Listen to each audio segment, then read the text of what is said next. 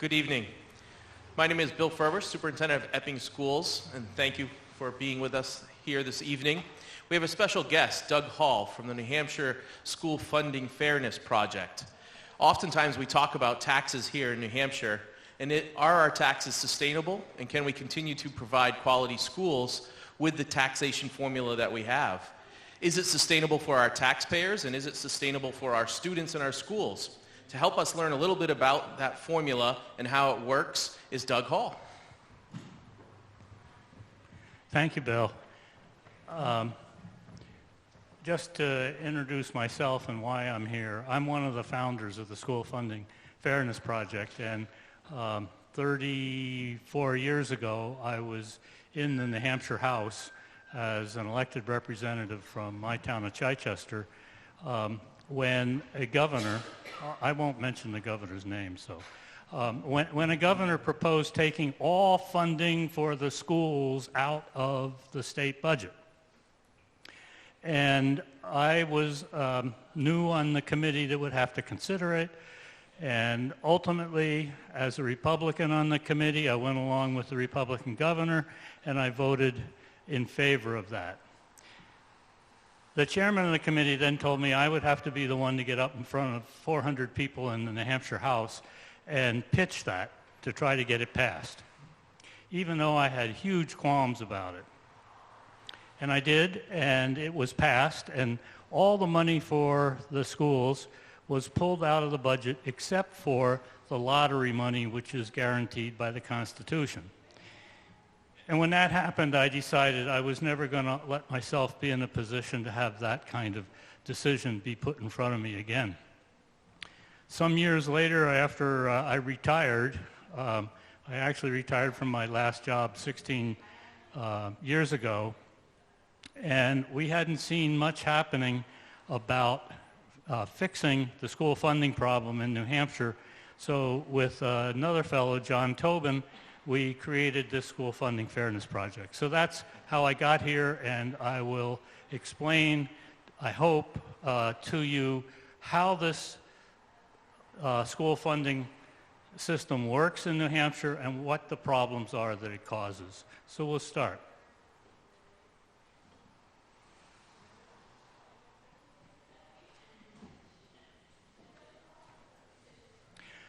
This first slide, there's a photo there, Save Our Schools. That was taken in Berlin, New Hampshire a couple of years ago after one of the presentations that we did. Berlin is a school district in total crisis. They closed their last elementary school last year and moved all of their students, elementary, middle, and high school, into the high school building. And after we did the presentation, graphic arts students decided they wanted to do something. They created a logo. They created a march through Berlin. And actually, then they sent us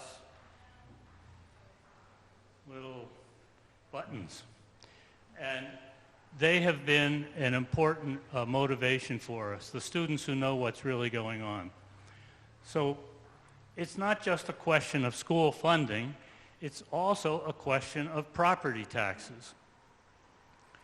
And local property taxpayers are facing greater and greater strains on their personal budgets, and much of that is school budgets and thus school taxation.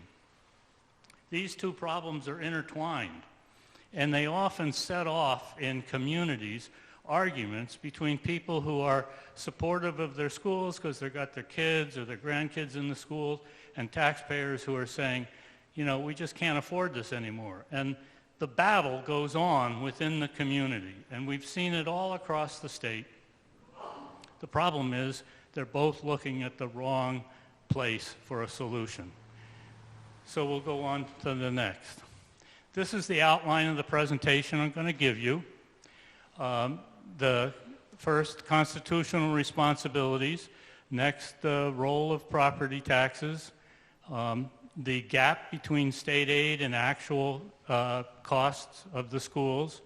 The consequences of all this, and then the current and future steps. So we'll start with constitutional responsibilities. And it's really simple. Taxpayers and students aren't treated equitably or fairly. The problem has been getting worse, and the current system is unconstitutional. A lot of people don't want to admit that, but we'll talk about that. Next. So the state of New Hampshire has a duty to pay for the cost of a constitutionally adequate education for every K-12 student. And I'll give you the quote from that in a second, but that's one of the principles. The second is the taxes that the state of New Hampshire uses to pay for this education must have a uniform rate across the state. Next. This is a quote from not the Claremont lawsuit. I'll show you a Claremont lawsuit next, but this was from a lawsuit by the Londonderry School District, and this was the Supreme Court, part of the Supreme Court decision. Whatever the state identifies as comprising constitutional adequacy, it must pay for. None of that financial obligation can be shifted to local school districts regardless of their relative wealth or need. That's pretty clear. Next. And in the Claremont decision, Claremont 2, to the extent that the property tax is used in the future to fund the provision of an adequate education, the tax must be administered in a manner that is equal in valuation and uniform in rate throughout the state. Now, those decisions of the Supreme Court go back to two parts of the New Hampshire Constitution, and they have been essentially ignored since 1997, I believe, the Claremont 2, and 2006. Next. There's a new lawsuit, the Conval lawsuit. The Connecticut, the Conval Consolidated, Kentucky Valley School District has brought suit. The suit was filed in 2019. The Superior Court judge agreed that the state was not living up to its responsibilities. It went up to the Supreme Court. The Supreme Court sent it back down to the Superior Court for full trial. And since then, other school districts have joined the suit. Hopkinton, Lebanon, Manchester, Nashua, Claremont, Derry. You can see there, they're from all over the state. And the date by which school districts had to decide whether to be part of the lawsuit was quite some time ago, and many districts since then have said, well, we'd like to be part of it, but they can't. The plaintiffs have already been listed. Next. So I want to talk about the role of property taxes in funding schools and the inequities that causes. First, this is the pie chart. This is the big picture. This is the amount of money that the public schools in New Hampshire spent last year, 2020-21. $3.5 billion. This is not small. This is big. It's one of the biggest uses of taxation in the state. It is the biggest, as you'll see. And the other point of this pie chart is local property taxes are 61% of that. And an additional statewide property tax is another 10%. Now let me talk about SWEP, Statewide Education Property Tax, acronym. It's on your tax bills here in Epping. It's on the tax bills in every town. And that amount is collected by the town and distributed to the school district. Never touches the state. The state calls it a state tax.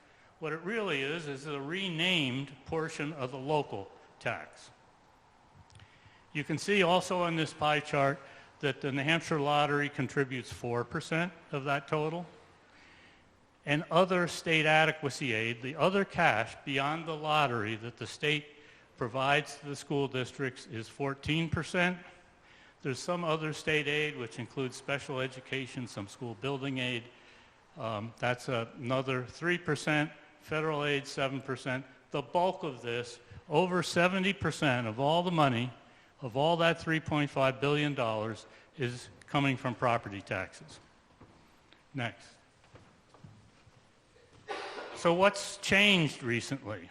Well, though the total cost of the public schools has been going up.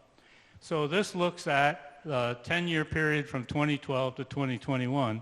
As the expenditures of school districts have gone up, where has that additional money come from? Well, more than $500 million has come from local taxation. That's essentially where it's come from.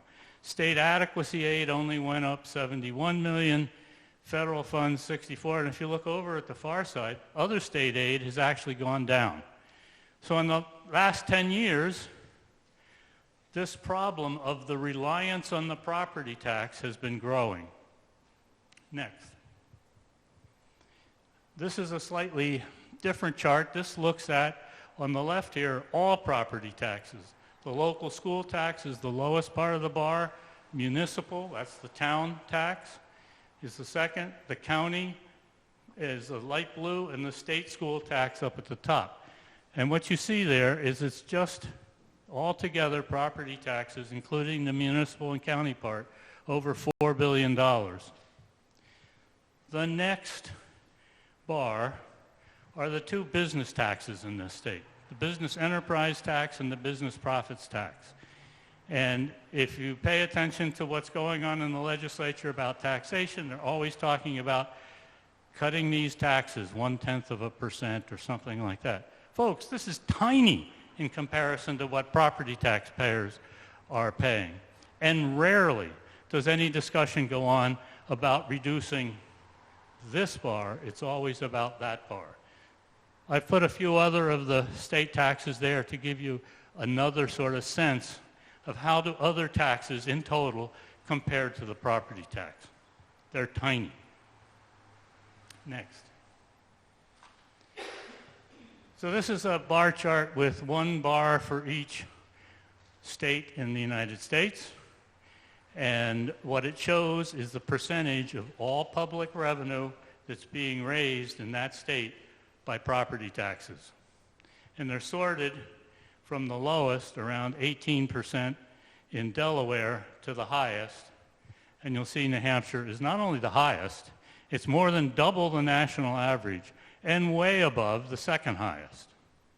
New Hampshire's dependence on the property tax is extreme. Next. So now let's look at the side of what percent of school funding in each state is coming from the state. And what you'll see here is New Hampshire, around 20%, 21% coming from the state. If swept, and the state likes to do this, if you consider swept, that statewide property tax, to be a state tax, then actually it would be up around 36%. But as everybody knows when they get their tax bill and how it's done, it's just another name for part of the local property tax. So here's New Hampshire, the lowest in the country in regard to putting funds into the schools, and look at the other end. Our neighboring state on the other side of the Connecticut River, it's the highest in the country. Close to 90% of the funding for the schools in Vermont comes from state sources, not local property taxes. Next. So, what's the problem? We're going to define the problem, but to do that you need to understand this term, equalized value per pupil. What this is a measure of how much property value is available in any town, in any school district, to be taxed to support the education of one child. So you take the total property value in the town and you divide it by the total number of kids, and you get equalized property value per pupil. And the word equalized is there because towns have different reassessment schedules. And the New Hampshire Department of Education for, I think, more than 100 years has every year equalized values by studying what sales prices are versus local assessed values. So equalized value per pupil is a simple measure of how much property in that community is available to be taxed to support the education of one student. Next. So I'll give you a simple example. Let's say in a town there's $1 million of property value per pupil. So if they have a $10 school tax rate, that would raise $10,000 for the education of that student. But if the town only has $400,000 of property value for the student, then the same tax rate's only going to raise $4,000 for the education of the student. So what's going to happen? Next. In order to raise the same amount of money, the second town has to have a $25 tax rate in comparison to the $10 tax rate in the first town. And that's what's happening all throughout New Hampshire. In every town, there's the debate about what do we have to do to raise the amount of money versus the tax rate that we have to apply to do it. And I must say, it's unfortunate, but many people are only familiar with that battle in their own community. They don't look across town boundaries to see what's happening elsewhere. Next. If students were distributed across the state, just distributed out across the state, the same way that property values are distributed, there would be no problem. Because there would be about the same amount of property available everywhere to support a student. But that's not what happens. Next. This is a bar chart showing how much equalized property value is there per pupil in a number of selected towns. The red line going across is the state average, over $1.3 million per student. So that's the average. And you'll see Epping here is about 1.1 some million dollars per pupil, below average. And about in the same ballpark as this is Concord here and Bedford. But you'll also see Portsmouth, over $3.3 million behind each student. And you can see Bartlett, over $5.5 million behind each student. On the other hand, here's Berlin, about half the property value per student that Epping has. So what are the stresses going to be on the taxpayers in the different communities? Next.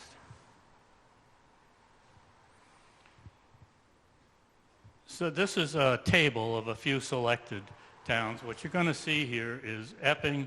This is 2019-20, 888 pupils, $1.1 million per pupil. So with the tax rate of $15.75, Epping would raise $18,125 per pupil. If you look at Allenstown and Pittsfield, two property poor districts, they have tax rates somewhat lower than Epping's, but not a lot, and they can only raise between $8,500 and $10,000 per pupil. Whereas Alton, somewhat smaller in student population in Epping, is raising $23,000 per pupil with a tax rate of $6.80, less than half that of Epping's. It's these cross-community comparisons that people don't realize how different the situation is in each of our towns. And the fight goes on only within each town. Next. So this is a little hard to understand. There's one dot on here for each town. 237 towns, but 7 of them are up off the scale. They have so much property value. And what we've done here is say, okay, this is the average equalized value per pupil. All of these towns have tax bases that are below that average. When we did this presentation in Pittsfield, which is one of the poorest communities in the state, we were asked what percentage of the students going to the schools in New Hampshire are in towns with below average property value per pupil. Most people said probably 50%, below average. Turns out all of the big communities are down here. Manchester, Nashua, you go through them.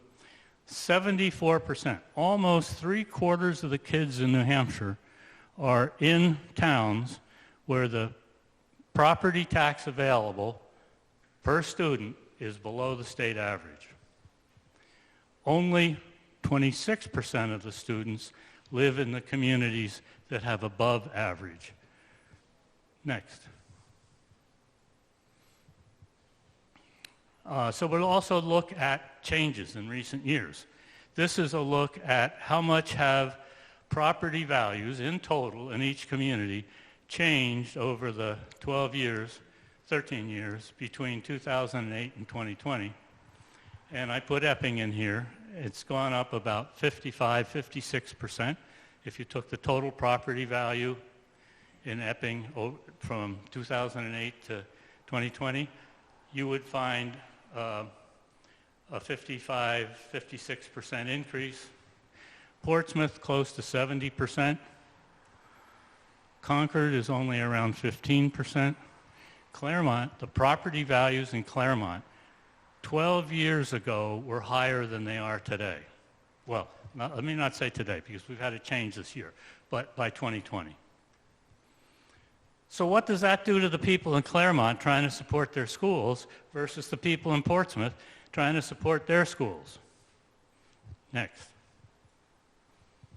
So we'll talk about property taxes. We'll give you this comparison. There's a house, 303 years old, completely rehabbed, remodeled, 4+ bedrooms, overlooking the Great Bay. Okay, beautiful place, carriage house, 2-car garage, and there's an older mobile home with 2 bedrooms, 1 bath, and a covered patio area and a detached garage.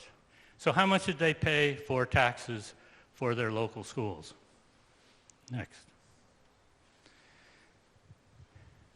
The house in Newington that was sold in 2020 for $879,000 paid $1,360 in school taxes. The mobile home in Charlestown, which sold for $82,000 in 2020, paid more than the owner of this house. That's the kind of disparity that exists within New Hampshire. Next slide.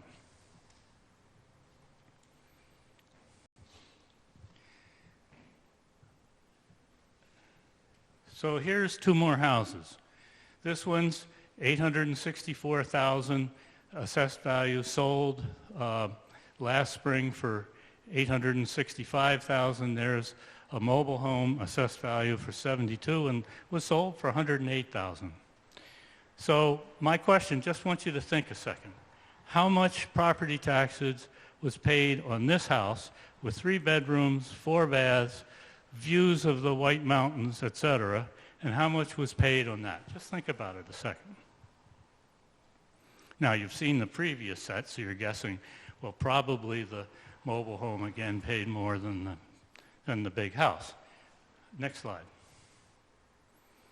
This house paid $8.65 in property taxes for schools. $8.65. That is not a typo. That is the amount of taxes on an $864,000 home. Why? Because the tax rate wasn't so many dollars and cents. It was $0.01 per $1,000 of evaluation. Whereas here, this mobile home owner paid $1,768 in property taxes. These disparities across the state cause huge differences in what happens in the schools, what happens to taxpayers, and it affects the economics of the communities. Next, please. So now what I want to talk about is the gap between state aid and what the actual school costs are and how that's calculated. Now I'm going to explain how the state calculates what it calls the amount of money each town needs to support the schools for an adequate education. And I've got Epping in here, but I've got some other towns as well. And what the state says is, for each pupil, we think it should cost $3,787.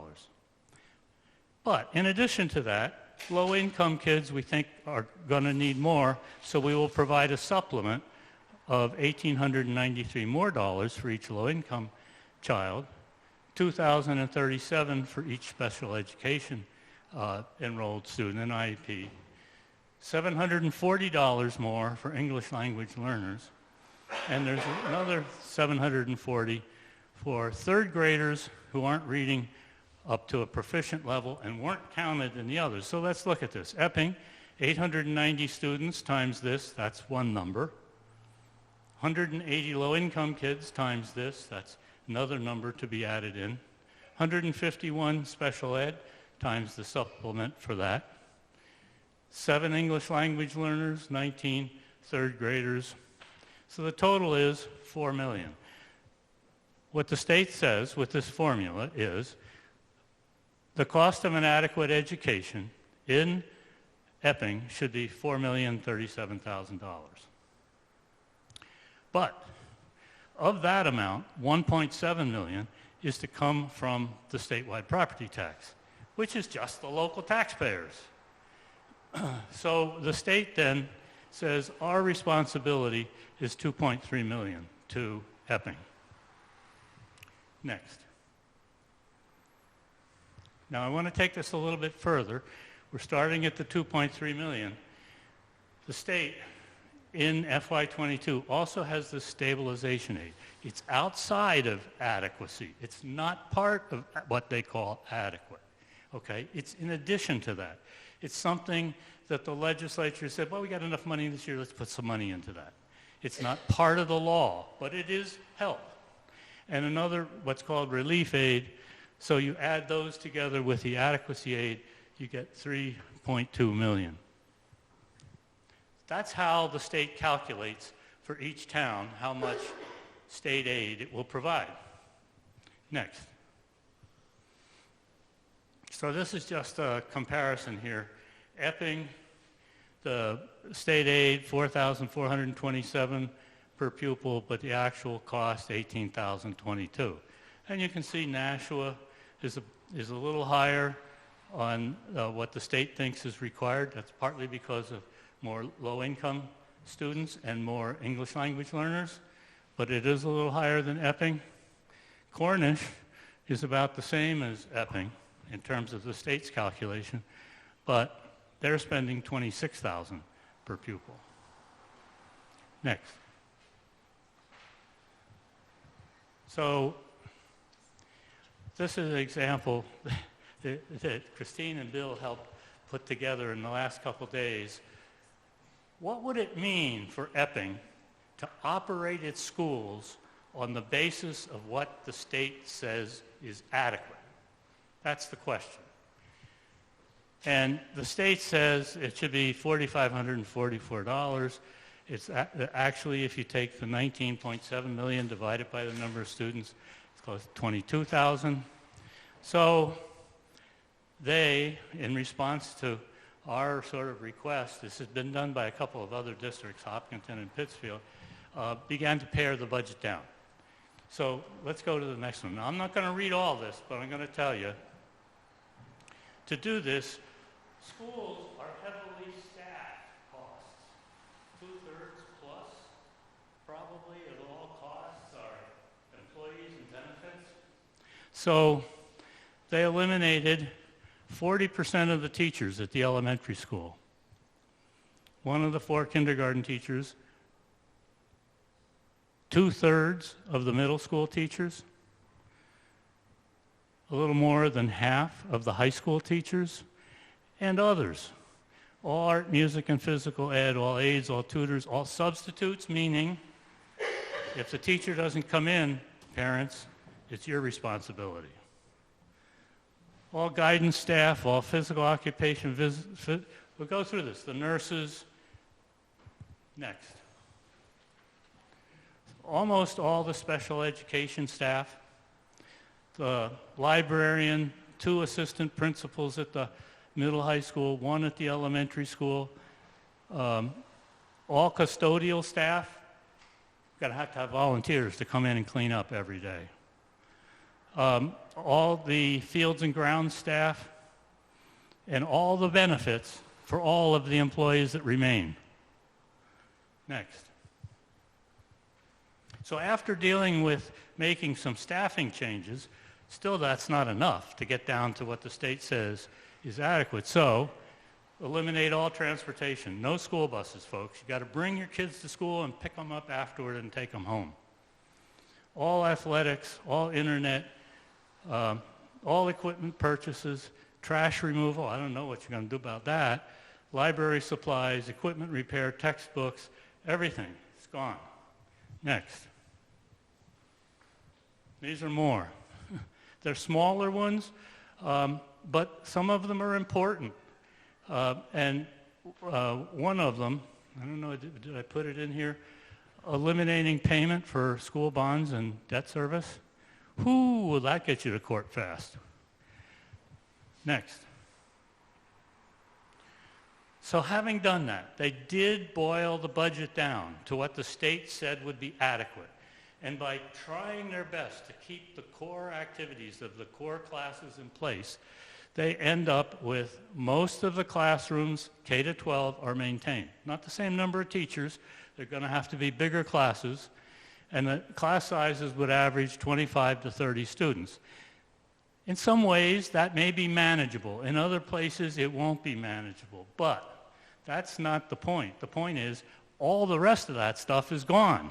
So what do the schools really look like? So how can anyone believe that that amount of money that the state has calculated using its formula will actually provide an adequate education? It's ludicrous. Next. So I want to talk a little bit about consequences of this. Next. The current system impedes economic development in this state. I think everybody would agree that what we want to have happen is economic development be distributed across the entire state. That people in some regions of the state aren't disadvantaged in comparison to other regions.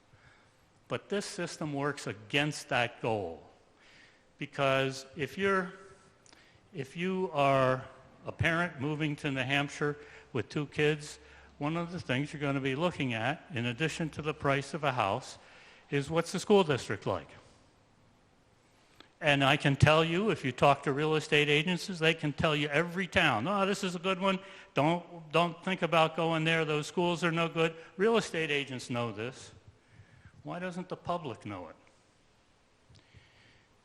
If you look at business, what business is going to invest in a community with high tax rates and poor schools instead of a community with low tax rates and great schools?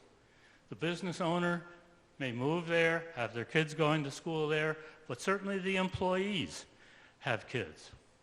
So this is a view of Berlin and Portsmouth, and what has happened in those communities in the past 20 years has been completely different, and part of it, not all of it, part of it is related to the differences in their school systems and taxation. Next. Workforce housing. This is a big issue now, should have been a big issue 5 years ago.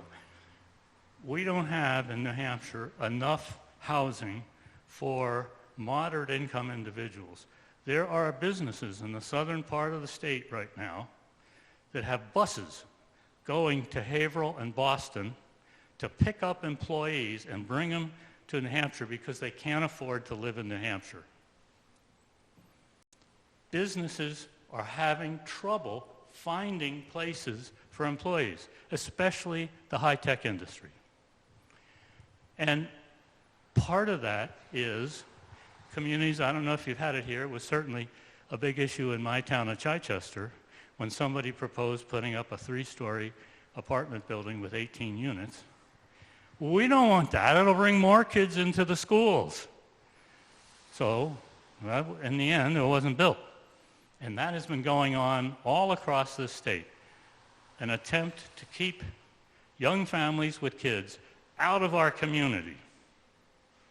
And what that does is it causes this problem for finding housing for them. Next.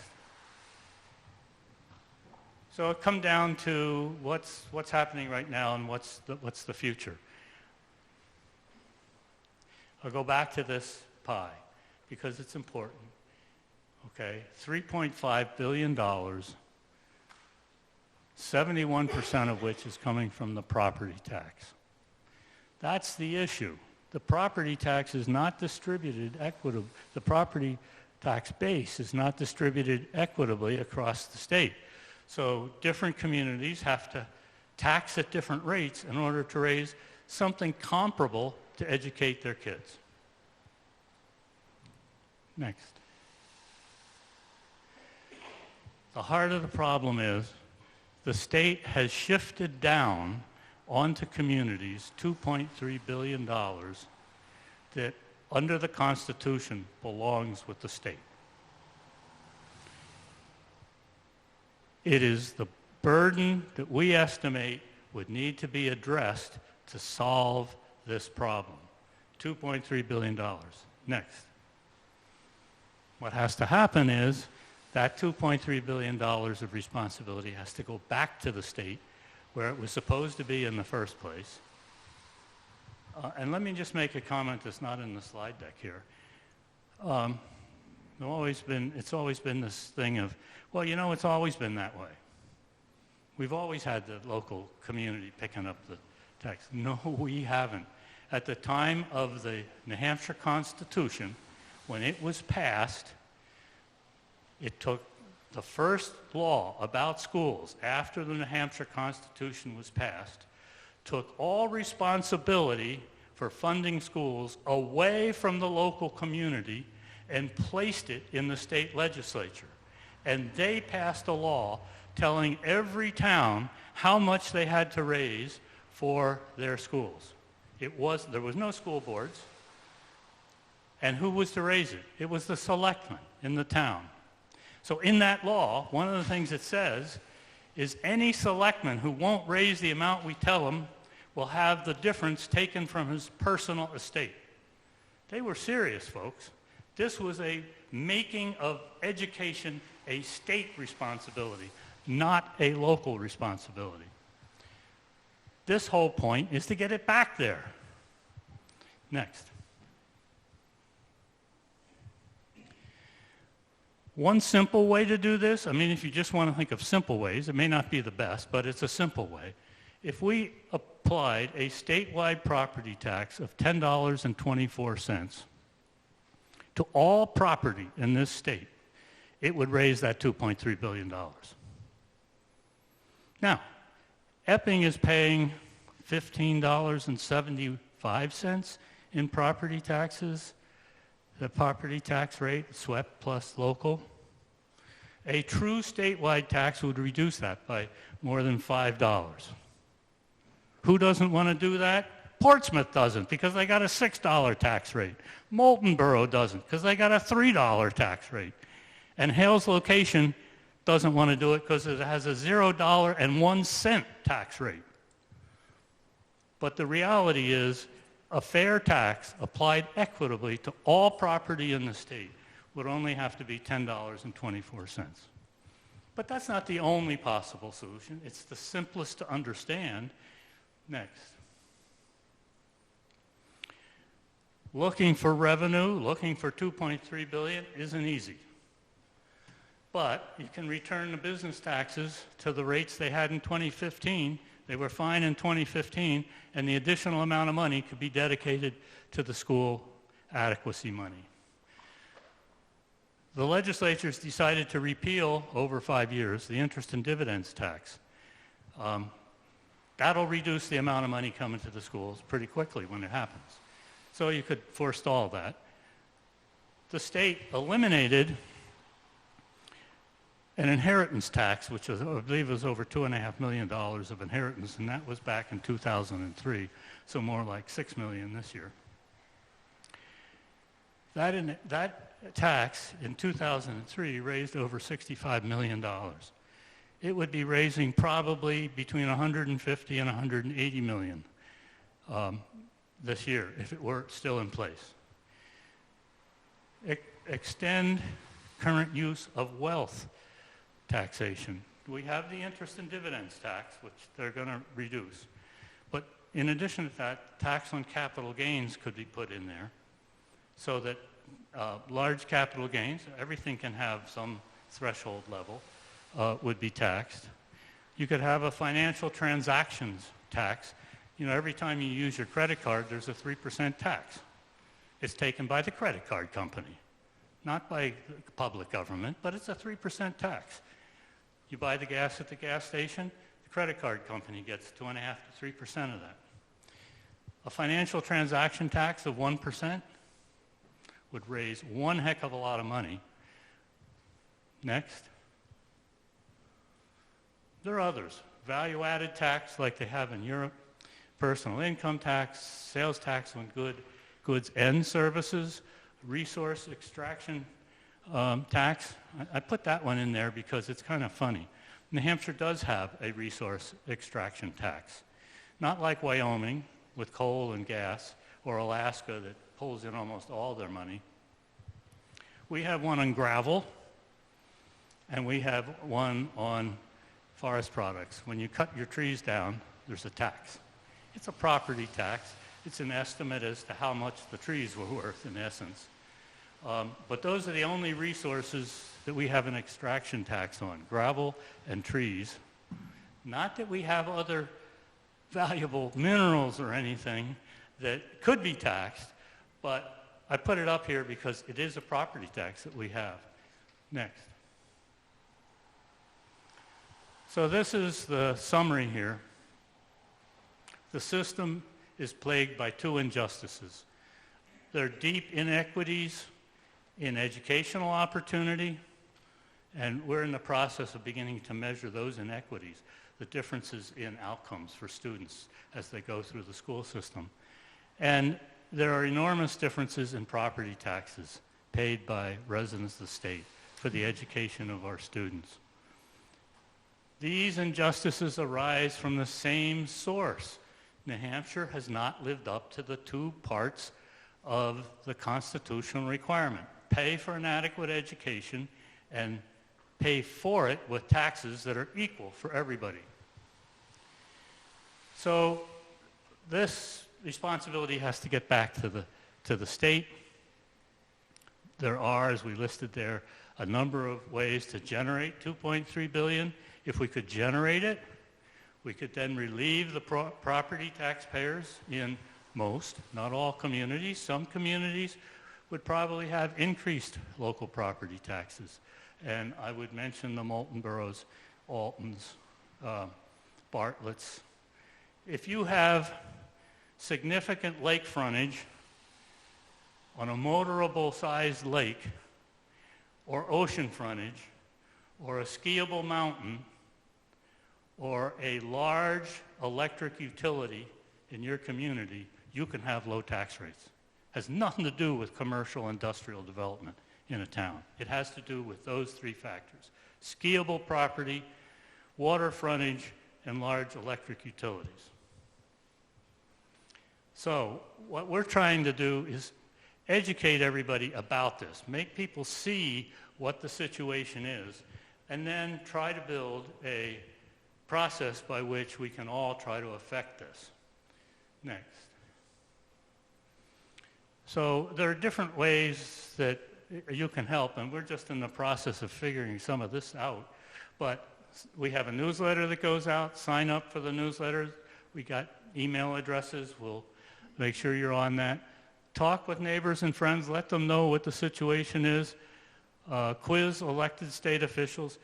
In the first week in June, there's going to be candidates filing for New Hampshire House, Senate, Executive Council, Governor, okay? They're going to file, and then they're going to be running campaigns through the summer. And if you bump into anybody, or actually go out of your way to bump into somebody, ask them about what they would do with regard to school funding.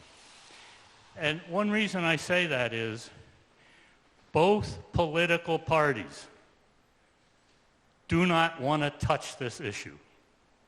Both parties.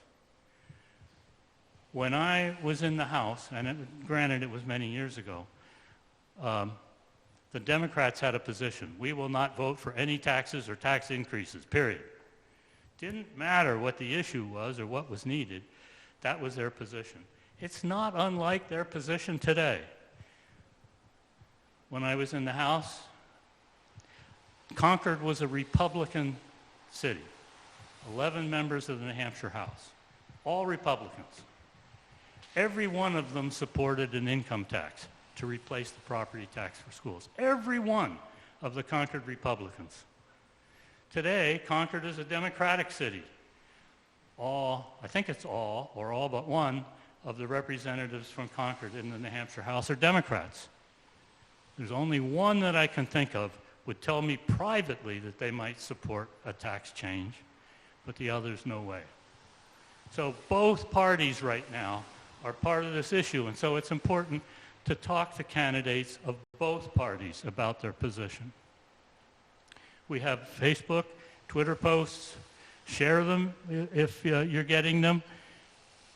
Ask your school board to vote to support reform. The simplest thing is to vote to support the Conval lawsuit. Don't have to do anything. Just go on record saying, yeah, we support what Conval is trying to do, getting more state funds to the school districts. Taxpayer groups. Taxpayer group in my town, Chichester, supports reforming the system. They fight against the school every year in the school district meeting, but when you sit down and you say, wouldn't it be better if the state helped out both sides here? They say, yeah, let's get together and see if we can't put the attention where it belongs on the state. So that's important too. We can do more presentations. We have the paper, Epping and School Funding, which provides information that I haven't presented here. It's all specific to Epping. Distribute that to friends. Write letters to local print publications or post comments on Facebook pages. Next. New Hampshire students' educational opportunities and property owners' school tax rates should not depend on their zip codes. It's as simple as that. It's as simple as that. The problem is getting there. Next. That's it. So I'm open for questions, comments. Somebody wants to start a discussion, that's great. I got a mic, and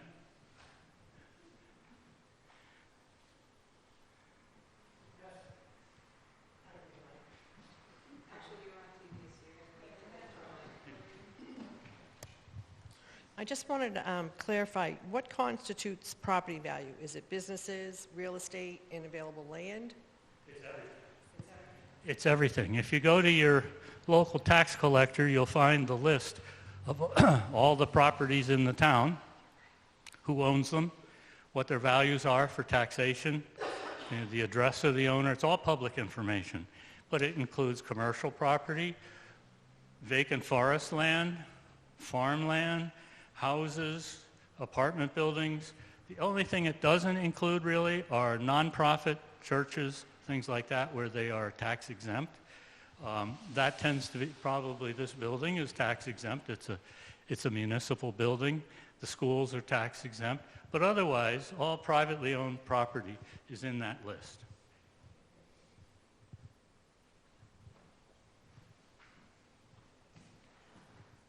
So before that vote that you spoke about, where the state was providing more funding to the towns, what were they using to pay for it back then, and where did that money go to? That's a good question. It was a property tax, and it was a property tax that was, it was a very complicated property tax in comparison to what we have now. First of all, your residence was not taxed. Only land that produced income was taxed. And most land in New Hampshire in the 1780s was farmland. And so there was a tax on orchards at so much per acre, and a tax on 3-year-old cows, which was different from a tax on 2-year-old cows. There was a tax on fowl, chickens and turkeys. It was a tax on income-producing property. If you had a blacksmith shop, it was taxed. If you had a ferry across the river, it was taxed because it's producing income. But your residence was not taxed. And they also had a tax that was called the poll tax, and it doesn't have anything to do with election polls. It is the use of the same word, which was they tried to evaluate your mental capability, and depending, you would be taxed at different rates. Now, what that ultimately meant was women under the age of 24 were taxed at a lower rate than women over 24. But women over 24 were still taxed less than a man. Slaves were taxed. There were all of these things, and this ability for the selectmen in each town to try to figure out what were the mental capabilities of each resident was one heck of a administrative burden that they got rid of pretty quickly. You can imagine the kinds of arguments that would occur in a board of selectmen today if you tried to assess each person differently upon what you thought was their mental capability. But it was an important note that it was only a tax on income-producing property.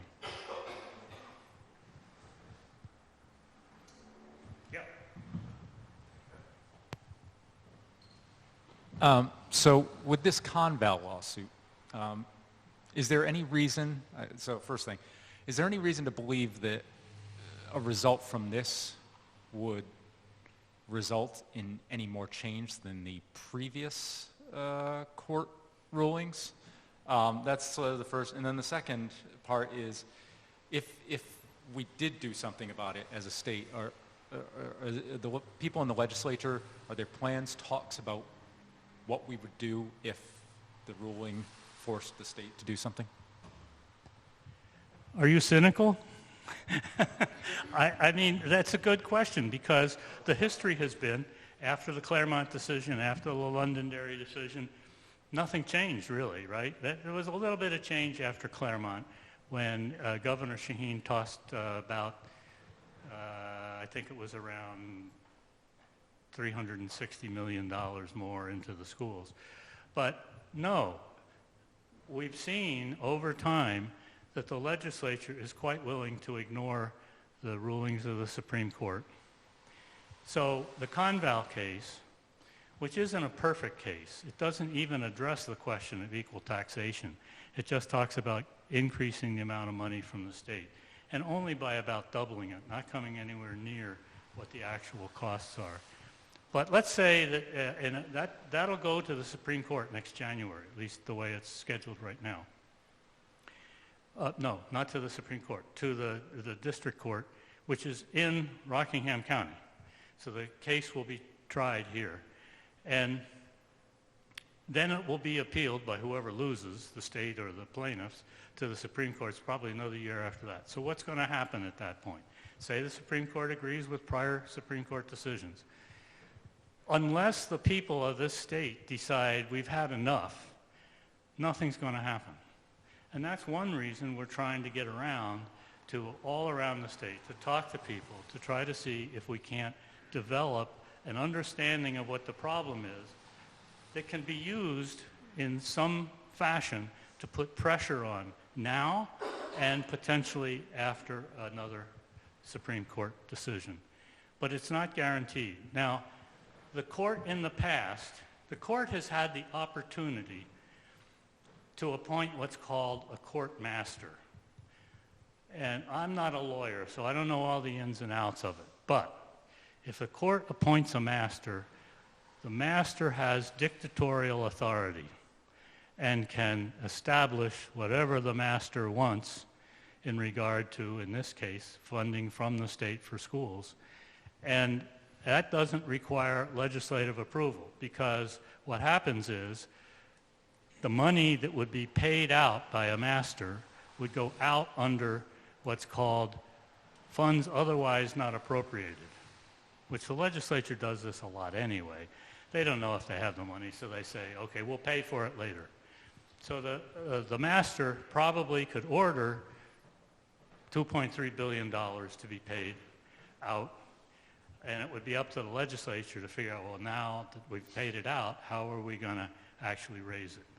So there's a little bit of pressure point, but I doubt that our New Hampshire Supreme Court would appoint a master. Not unless there's a lot of public groundswell about we got to solve this. Questions or comments?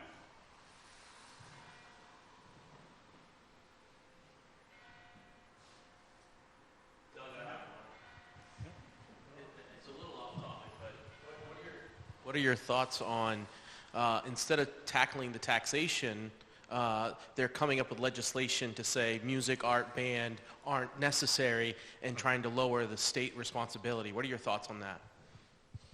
That was a bill in this session that you're well aware of that was an attempt by the current commissioner of the Department of Education to reduce some of the state requirements, because one of the issues here is the state places requirements, minimum requirements on every school district.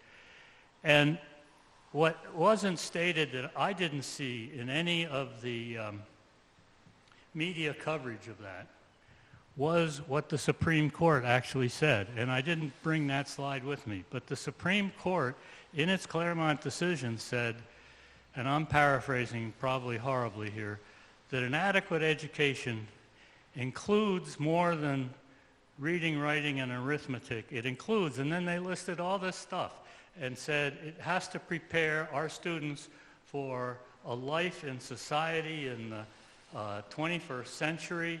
It was very broad. And the bill that was introduced in the last session was exactly the opposite of what the court decision was. So it's again an issue of the legislature potentially not paying any attention to the Supreme Court. In this case, as you know, that was reversed in the process, and in fact they added some requirements on the schools and didn't take any of them away. But it was close. And if it had passed, then those minimum requirements would be taken off. Not that that would necessarily mean that every school district in the state would say, oh, okay, we don't have to offer those anymore. I think probably the school districts would continue to offer the subject matter as part of education locally, but it would relieve the state and maybe make it able to lower its adequacy number even further. Although, as you can see, how can it be any lower? Anyone else? Well, thank you. Thank you very much for having me. And as I said in one of the slides, we'd be happy. It might not be me. It might be somebody else on the staff or one of the other board volunteers to come back, do another presentation if there's a bigger audience. That may, we've done library trustees. We've done chambers of commerce. We've done Rotary clubs. So if there's a group in town that you belong to that you think would like to hear what we have to say, please get in touch with us and invite us.